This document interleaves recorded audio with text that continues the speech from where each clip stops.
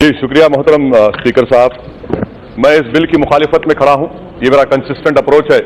तीसरी मरतबा मैं इसकी मुखालिफत में खड़ा हूं और इंशाल्लाह जब तक जिंदगी बाकी रहेंगी इस बिल की मुखालिफत करता रहूंगा। मोहतरम स्पीकर साहब, ये बिल हिंदुस्तान की आइन दफा 14, 21, 15, 26 और 29 की खिलाफ वर्जी करता है। ये हमारे आइन के बुनियादी हुकूक की मुखालिफत करता है। ट्रिपल तलाक अब आप देखिए स्पीकर साहब कि क्रिमिनलाइज कर दिया गया ट्रिपल तलाक को। मैं पूछना चाहता हूं कि भाई जब सुप्रीम कोर्ट ने होमोसेक्सुअलिटी को डीक्रिमिनलाइज कर दिया, अडल्ट्री को डीक्रिमिनलाइज कर दिया, बहुत शर्म की और बात है। आप ट्रिपल तलाक को क्रिमिनलाइज कर रहे हैं, वाकई में आप नया हिंदुस्तान बनाने जा रहे हैं। मुबारकबाद देता हूं आपको। कि चौथी बात कि सर सुप्रीम कोर्ट ने कहा, यह बिल भी कहता है कि अगर किसी मुसलमान गलती से अपनी बीवी को 3 बार तलाक कहता है तो तब भी शादी नहीं टूटती। ये बिल में कह रहे हैं आप, सुप्रीम कोर्ट भी कह रहा है कि शादी नहीं टूटती। यहां पर जितने ऐवान में अराकीन हैं, मैं उनको बताना चाह रहा हूं सर कि इस्लाम में 9 किस्म के तलाक हैं, जिसमें एक ट्रिपल तलाक है। और होता क्या है कि अगर किसी मुसलमान ने कह दिया 3 मरतबा एक साथ, आप ये औरतों के खिलाफ क्यों है सर? इसलिए है कि वो मुस्लिम मर्द पे आप तो केस बुक करेंगे, वो जाके पुलिस से कहा कि नहीं सर मैंने 3 नहीं 1 कहा। अब इस्लाम में यह है कि 3 महीने के बाद तलाक हो जाती है। आप उस मर्द को मौका दे रहे हैं, उस औरत पर जुल्म कर रहे हैं इस तरह का कानून बनाकर। देखिए ये इसलिए कह रहा हूं कि ये मुस्लिम खवातीन के खिलाफ यह कानून है। चौथी बात sir, burden of proof. Sir burden of proof कौन उस मर्द के घर से कोर्ट में जाकर उस कमजोर जिसके खिलाफ जुल्म किया गया उसके तायद में खड़ा रहेगा? बर्डन ऑफ प्रूफ आप औरत पे डाल रहे हैं। मुबारक आपको, ये आपकी वाकई में अच्छी सोच है। और सर आप शौहर को गिरफ्तार करेंगे, जेल में डालेंगे। जेल में डालने के बाद क्या कोई शौहर जेल में बैठकर मेंटेनेंस देगा? अच्छा, फिर अगर कोर्ट ने फैसला लिया कि उसको हम 3 साल की सजा दे देते हैं, तो क्यों वो औरत 3 साल तक उस शादी में रहे? ये औरतों पर जुल्म नहीं है कि जेल में बैठा रहे और औरत उसके इंतजार में बैठा रहे और 3 साल के बाद जब वो जेल से निकलेगा तो औरत ये कहे कि बहाओ फूल बरसाओ मेरा महबूब आया है? ये कौन सा इंसाफ है सर? ये आप क्यों औरतों पर जुल्म कर रहे हैं? उस औरत को उस शादी से निकलने का इख्तियार मिलना चाहिए जो आप नहीं दे रहे हैं। 5वीं बात सर, बिल में कहते हैं कि कोर्ट खातून को सुनेगा। सर होम मिनिस्टर बैठे हैं, किसी मर्डर केस में आप विक्टिम को नहीं सुनते? बेल देने का इख्तियार डिस्क्रेशन प्रोसिक्यूशन बहस करता है इंडिपेंडेंटली और कोर्ट फैसला देता है। ये आपने तय कर दिया कि ना मर्डर में है ना 307 में है। आप बोल रहे हैं कंपाउंडेबल कब होगा? आप महिला पर डाल रहे हैं। 498 में ऐसा नहीं है, डोमेस्टिक वायलेंस में ऐसा नहीं है। डोमेस्टिक वायलेंस का कानून इस्तेमाल होगा तो एक ऑफिसर अपॉइंट होता है जो जाकर मियां बीवी से बात करता है, फिर वो रिपोर्ट देता है। आप तो शादी को खत्म कर रहे हैं, औरत को रोड पर ला रहे हैं और उसके शौहर को जेल में डाल रहे हैं।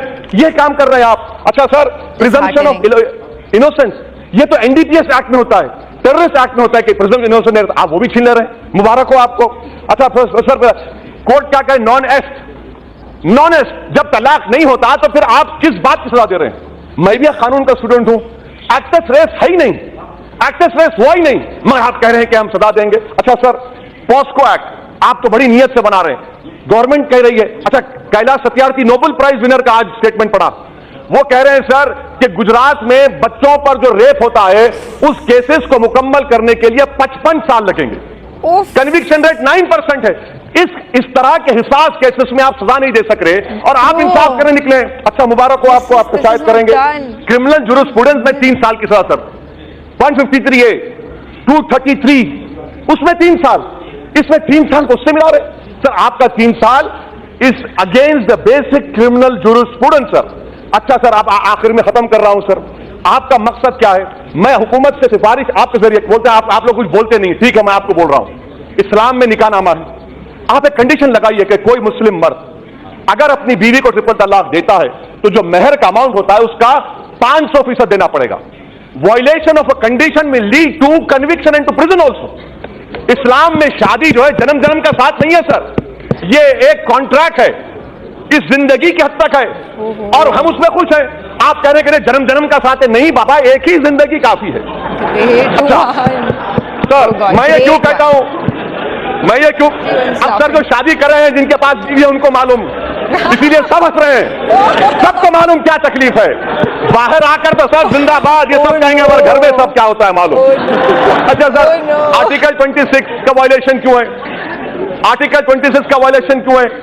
आर्टिकल 26 में रिलीजियस डिनोमिनेशन को इख्तियार है अपने राइट को प्रोटेक्ट करने का। सर, मैं हिंदुस्तान में मुसलमान होमोजेनस नहीं है, हनफी हैं, शिया हैं, अहले हदीस हैं। अब आप मेरे को बताइए, मुख्तार नकवी साहब चले गए, उनसे पूछ लीजिए कि शियाओं में सेगा है, अहले हदीस मानते हैं, हनफी नहीं मानते। बार बार जो इस्लामिक ममालिक का एग्जाम्पल देते थे, आप पढ़ लिया करिए।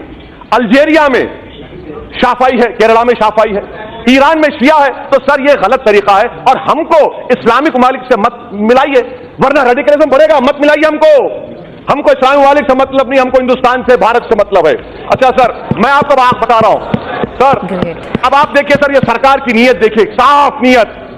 मी टू जब मूवमेंट चला, ग्रुप ऑफ मिनिस्टर्स की रिपोर्ट कहां गई?